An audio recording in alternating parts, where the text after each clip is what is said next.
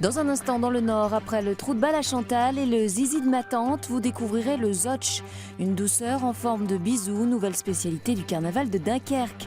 Nous partirons également en Dordogne. Des fresques murales datant du Moyen-Âge ont été mises au jour lors de travaux de rénovation dans l'une des plus vieilles églises médiévales du département.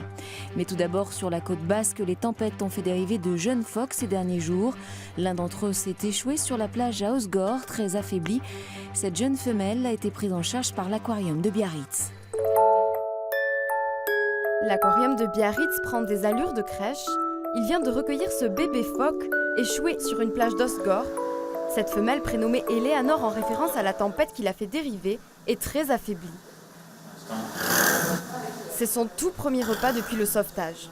Elle fait 16 kilos, c'est un poids on va dire qu'on a en moyenne lorsqu'on les récupère, mais ça va, elle va reprendre. Ça va mettre du temps, mais elle va reprendre du poids. L'aquarium de Biarritz est le seul centre de soins de la région à prendre en charge tortues marines et phoques échoués, des espèces protégées en France. Les tempêtes de l'hiver ne laissent aucun répit aux plus jeunes, ballottés par les vagues et les courants. L'objectif pour nous, là tout de suite, c'est qu'ils se réalimentent rapidement, avec du maquereau, comme on a pu le voir. On rajoute des vitamines, et ensuite, une fois qu'il aura repris de l'embonpoint, à peu près une dizaine ou une quinzaine de kilos, il passera dans un bassin avec de l'eau, où on pourra poursuivre son alimentation et prévoir un relâché dans le milieu naturel. Eleanor restera le temps de se refaire une santé. D'ici quelques semaines, elle pourra rejoindre ses grands frères dans les eaux froides de l'Atlantique.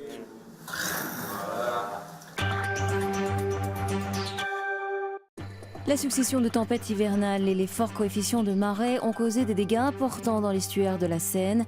Inondations, invasion de déchets, l'heure est aux constatations pour la quinzaine de salariés de cette réserve naturelle. Mission périlleuse pour ce garde-chasse qui sillonne depuis quelques jours l'estuaire de la Seine.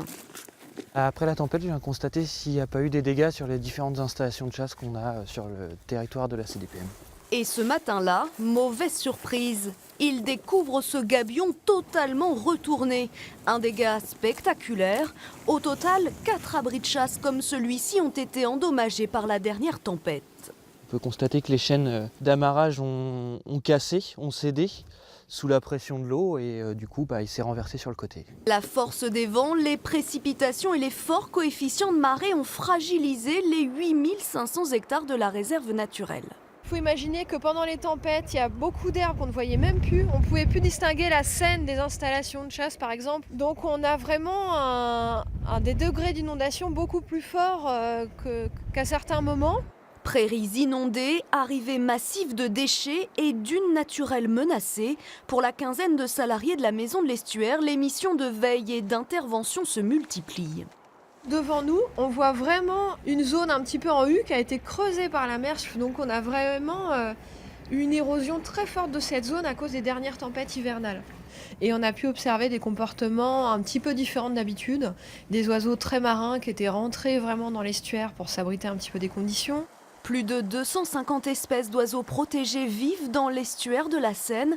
Une faune sous haute surveillance à la veille des prochaines grandes marées à la fin du mois.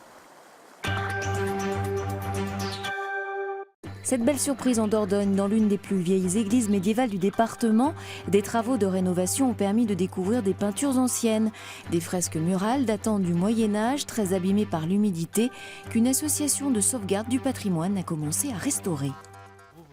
La petite église de la paroisse de Saint-Vincent-de-Causse a presque 1000 ans. C'est l'une des plus vieilles de Dordogne. Abandonnée depuis 1870, elle vient de bénéficier d'une cure de jouvence. On voit de chaque côté de la fenêtre, il y a 2 personnages qui prient. L'église recèle un véritable trésor, des fresques murales en couches superposées datant de différentes périodes du Moyen-Âge à nos jours. Une campagne de peinture du XVIe siècle, a priori, qui représente donc le Christ en majesté, avec ses yeux perçants, qui vous accrochent le regard d'ailleurs en arrivant. Et il est entouré, ce que l'on peut percevoir, des 4 évangélistes. Un ensemble de peintures pour certaines remontant à l'époque médiévale, mais toutes très dégradées. La raison principale, l'humidité. Pour que les gens puissent marcher correctement, ils avaient coulé une dalle. Mais ça fait que l'humidité s'est bloquée en dessous et est remontée dans les murs et nous a détruit sur 1,20 m, 1,50 m, toutes les peintures.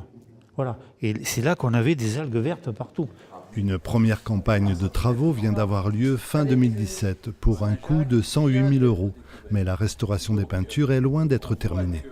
Il faut attendre que ça sèche un peu avant de pouvoir commencer les travaux, mais je pense que nous avons aujourd'hui de quoi lancer un appel aux dons par l'association pour cette restauration dont on voit déjà qu'elle va nous amener des choses vraiment extraordinaires.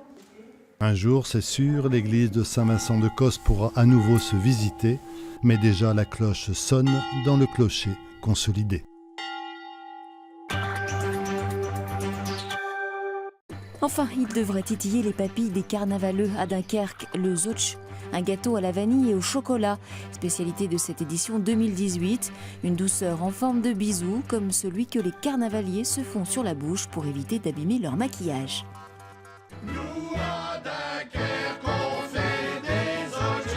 Comme les hirondelles annoncent le printemps, la belle Josie et Marie-Agathe, comtesse de Rosendal et Malo, annoncent la saison carnavalesque et toutes les douceurs sucrées qui vont avec.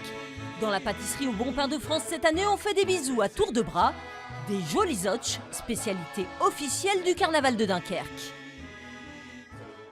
Le zotch, c'est un petit bisou qu'on se donne sur la bouche entre carnavaleux, avec les lèvres bien passées, on n'y met surtout pas la langue, mais c'est surtout et d'abord, avant tout, la façon de ne pas abîmer son maquillage. Voilà.